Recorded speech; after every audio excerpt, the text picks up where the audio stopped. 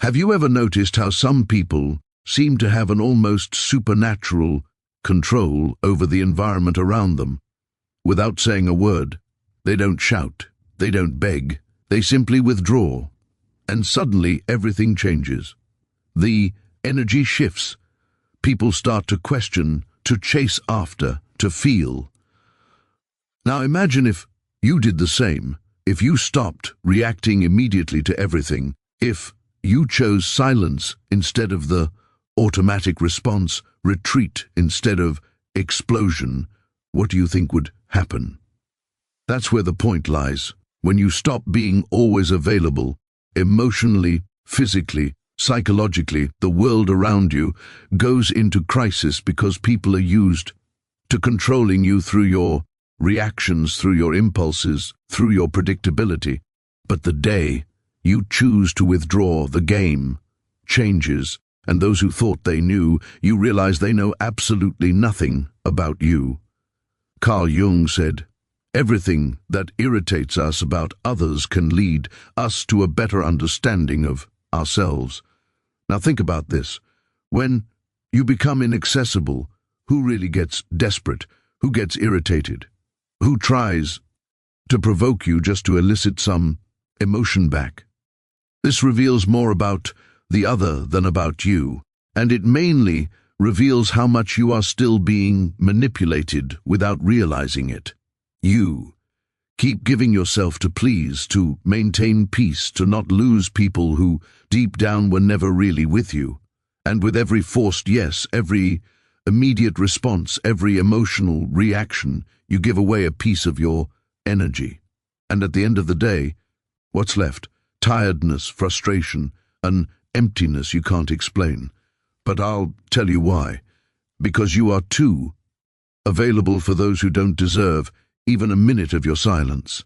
This video is not about turning your back on the world. It's about choosing yourself. It's about learning what Jung called individuation, the process of becoming whole, authentic, complete. And this process begins when you understand that silence can be stronger than 1,000 arguments. That withdrawal, when it comes from awareness and not from escape, is an act of power. So I ask you now, looking into your eyes, how long will you continue to be controlled by the emotions of others?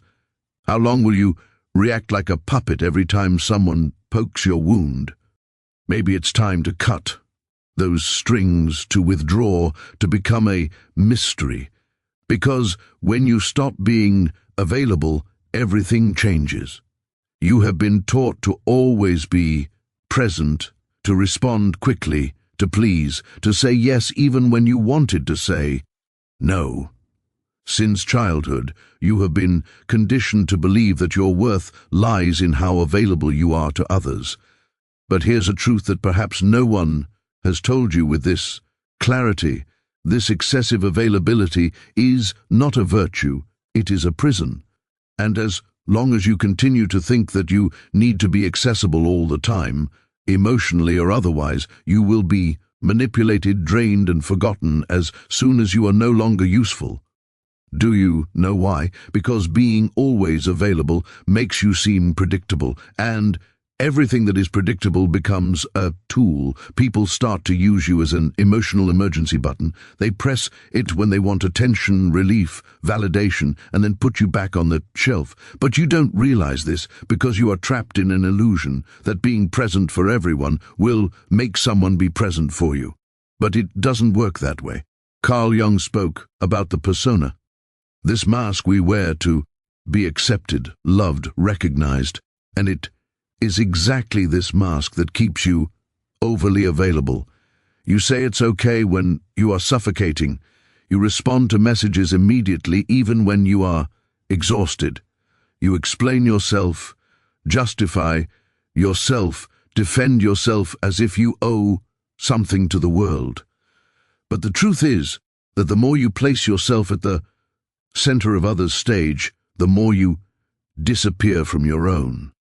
Being available all the time is a subtle form of self-abandonment. It is a disguised way of seeking approval, avoiding rejection, trying to control the image others have of you, but this control comes at a price. And the price is your peace. It is your vital energy being distributed as if it were infinite, when in fact it is limited, very limited. People who want you available all the time, in fact, do not want you. They want what you provide. Validation, company, distraction, emotional comfort. But when you change, when you set a boundary, when you refuse to react, those same people get irritated, accuse you, say you are weird. It's not because you changed, it's because you stopped being functional for them. And here's the cruelest point.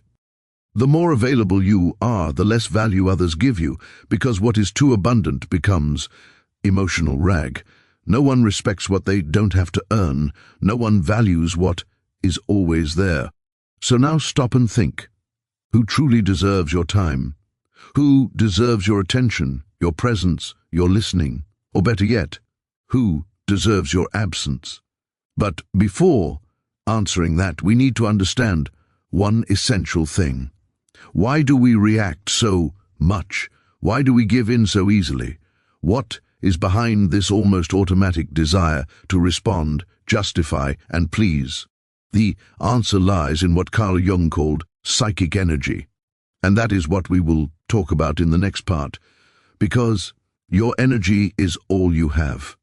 And if you don't learn to protect it, someone will use it against you. If this content is making sense to you, click the subscribe button and subscribe to the channel. Thank you for your support. Carl Jung did not see the human psyche as an automatic machine that reacts to stimuli without consequences. For him, our mind is like an energy system, and every thought, emotion, and action consumes a part of that energy. The question is, are you choosing where your energy goes, or are you letting the world decide for you? Every time you react impulsively, you are wasting psychic energy. When you defend yourself against a criticism that didn't even deserve attention, when you respond to a provocation just to prove you are right, when you engage in useless discussions, when you try to please those who do not value you, you are spending your inner strength on what does not nourish you. And Jung was clear. That which you resist persists. The more you react, the more you bind yourself. People who live emotionally drained are not weak. They are misdirected. And you know what happens to someone who lives exhausted? They become vulnerable. And when you are vulnerable, you become easy prey. Manipulative, opportunistic, and emotionally needy people can sense this. They notice that you do not know how to guard your energy, that you react to everything, that you're always trying to solve the world, and they take advantage of it. Jung said that a healthy psyche is one that knows how to keep energy within the system. This means knowing how to say no without guilt, knowing how to remain silent without feeling cowardly, knowing how to observe before acting. Because true power is not in reacting. It is in choosing when and how to act. And this is only possible when you know yourself well enough to recognize your own impulses. How many times have you lost sleep over an unresolved conversation? How many times have you spent hours ruminating on what you should have said, or trying to understand why someone treated you poorly? This is energy being drained without return. You are keeping alive ghosts that should have died long ago, and feeding dynamics that only exist because you insist on responding. Psychic energy is like a force field. When well guarded, it creates presence. You enter a room and command respect without saying a word. But when poorly managed, you become invisible, reactive, fragile, and the world has no mercy for those who give in easily. Therefore, start observing your own triggers. What makes you react automatically? What makes you lose your center? These are the exact points where your energy escapes, and that is where you need to work. Not to become cold or indifferent, but to be selective, to be sovereign over yourself. And here comes one of Jung's greatest revelations. When you conserve your energy, you break the projections that others place upon you. And that bothers a lot, because now we are entering a dark territory, that of silent manipulation. In the next part, we will explore how opportunistic people feed off your energy and why your unavailability completely disarms these games. Get ready to look into the eyes of those who have always drained you without you realizing it. You think you are in control.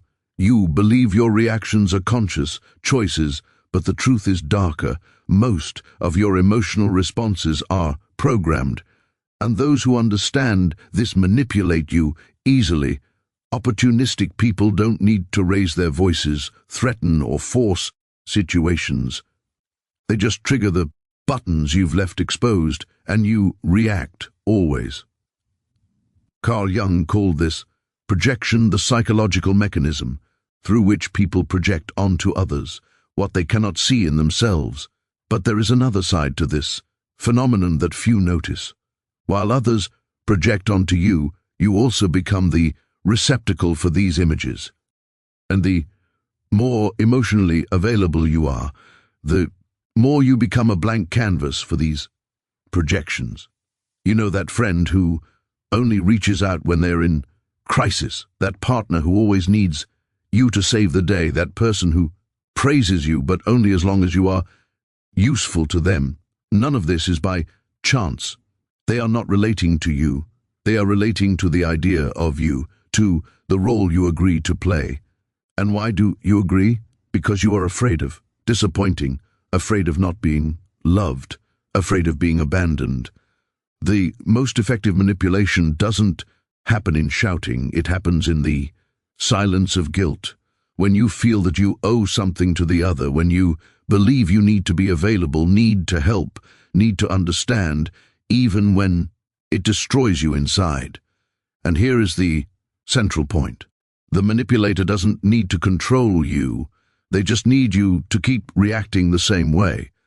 But when you stop reacting, the game breaks.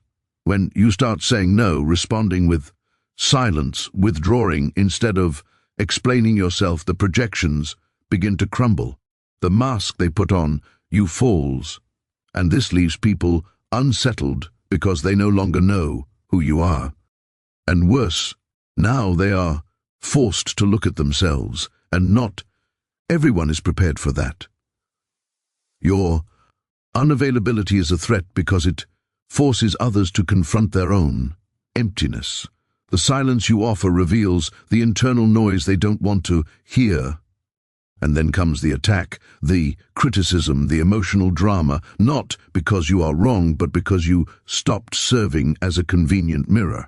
Jung said, "We do not become enlightened by imagining figures of light, but by making the darkness conscious. When you withdraw, when you stop feeding the cycle, the other's shadow begins to emerge. And this is unbearable for those who have always used you as an escape. But what about you? Are you ready to deal with the discomfort of being misunderstood, rejected, or even attacked for protecting yourself? Are you ready to endure the silence that comes after the rupture? Because it is precisely in that silence that a new kind of power is born. And that is what we will talk about now. In the next part, you will understand why silence can be the most devastating weapon of the human psyche, and how it completely changes the dynamic between you and the world. The modern world is noisy. Everyone wants to be heard, wants to respond quickly, wants to win pointless debates and prove their point, even if it costs them their own peace. But there is a power that few know and even fewer master. The power of silence, not the silence of passivity or cowardice, but conscious, strategic, brutally lucid silence. The kind of silence that is not absence but amplified presence. Jung saw silence not as a void but as a fertile ground for inner transformation. When you stop reacting, you begin to observe. And by observing, you see patterns that previously went unnoticed, emotional repetitions, manipulation games, cycles of self-sabotage. Silence allows for lucidity, and lucidity is dangerous for those who live to control you. Have you noticed how some people panic when you don't respond, when you don't explain yourself, when you simply disappear? It's not because they miss you, it's because your silence takes away their narrative, control. While you speak, you are still in the game. But when you are silent, you change the rules, and that unbalances anyone who thrives on your reaction. True silence is not the absence of voice. It is mastery over one's own energy. It is the refusal to be dragged down by someone else's emotions. It is the conscious choice not to engage in battles that are not worth your wear. Jung said that individuation, the process of becoming who you truly are, requires this distancing because only in silence can you listen to yourself without the world's interference. But don't be fooled. Silence has a price. It will distance you from people who only valued you for the role you played. It will make you incomprehensible to those who only saw you through their own projections. It will make you seem cold, distant, arrogant. But all of this is a reaction from those who never wanted to deal with your depth, only with your utility. And here is the hard truth. The more you mature, the more selective you become with your words, because you understand that each sentence is an energetic investment, and not everyone deserves access to your truth. Sometimes silence is not retreat. It is sovereignty. It is the language of those who no longer need to prove anything to anyone. Silence is uncomfortable because it forces the other to deal with their own thoughts, with their own internal noise. And this discomfort reveals more about them than any argument of yours could reveal. You don't need to explain your absence. It explains itself. And those who feel threatened by it reveal how much they depended on your imbalance to maintain their own control. But the most powerful silence is not the one that disturbs the other. It is the silence that reconstructs you from within, the silence that connects you to something beyond external approval. It is in this internal space, free from others' demands, that you begin to recover your vital energy, to reconnect with your essence. And this is precisely what we will talk about in the next part, because it's not enough to just cut out external noise. You need to relearn how to use your energy consciously, to choose where it goes, where it stays, and most importantly, where it should never be wasted. It's time to learn to be selective with your own soul. If you're in the process of reclaiming your energy and setting boundaries, you'll find real value in my book, Beyond the Shadow. It breaks down Jung's most important ideas and gives you tools to protect your energy, set boundaries, and reconnect with your true self. Link is in the pinned comment. It's no use understanding all of this intellectually if in practice you continue saying yes when you mean no, responding to messages that bother you, participating in empty conversations, and maintaining relationships that only exist out of inertia. Awareness without action is just another form of self-deception. True transformation begins when you firmly decide to become selective. And this requires emotional discipline. Conscious unavailability is not about being cold, arrogant, or indifferent. It's about no longer being accessible to anyone at any time for any reason.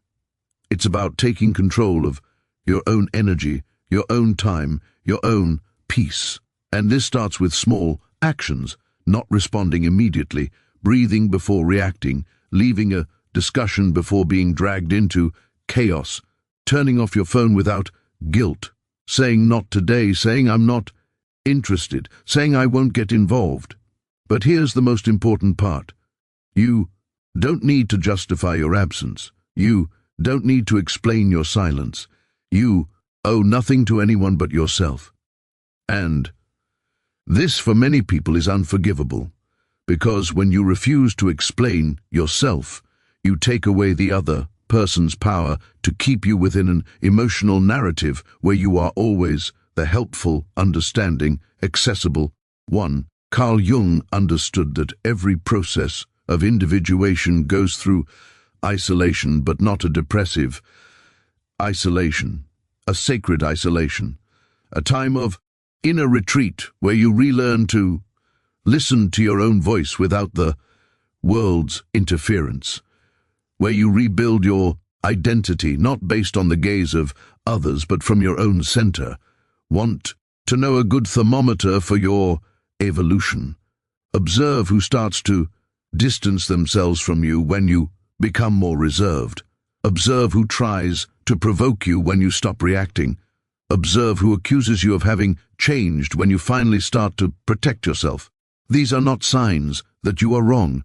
They are proof that you have begun to free yourself. Being unavailable is uncomfortable at first. You will feel guilty. You will think you are being selfish. You will hear that you are being too harsh, but this is part of the deconstruction process. You have spent your life being conditioned to put yourself second. It's natural that change causes discomfort, not only in you, but in everyone who benefited from your old version. Conscious unavailability is the foundation of self-determination. When you say no to the world, you are saying yes to yourself. When you withdraw from a toxic environment, you are reaffirming that your peace is worth more than any false connection. And when you stop explaining yourself, you begin to be respected, even if it's by few. But not everyone is ready for this type of presence, because your emotional absence will expose wounds they do not want to face. It will reveal how much they depended on your emotional chaos to feel in control. And it is at this moment that the rupture comes. And with the rupture comes the pain, the loneliness, the estrangement, the feeling that you are losing something when in fact you are just freeing yourself.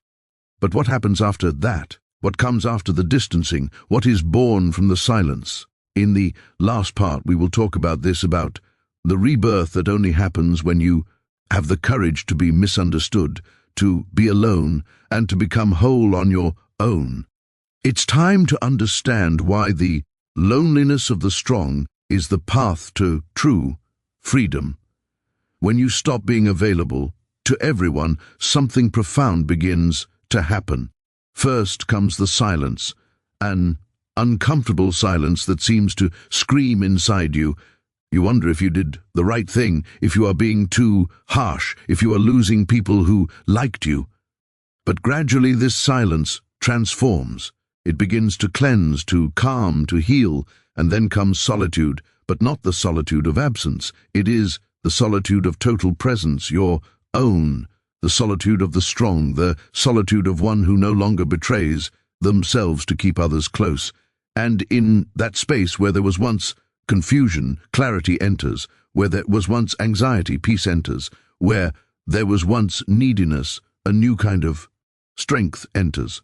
The strength of being whole within yourself. Carl Jung said that the process of individuation, becoming who you really are, requires you to distance yourself from the collective, that you disidentify from the mask, that you walk alone for a while. And that is exactly what you are doing.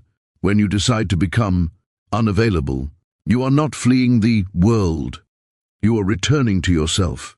It is at this point that you stop being a reactor and become a creator. You cease to be shaped by circumstances and begin to shape your reality from within. The people who feel uncomfortable with your absence, they reveal that they never wanted you. They wanted the role you played, and now that you no longer fit, they don't know what to do with you. And that is liberating.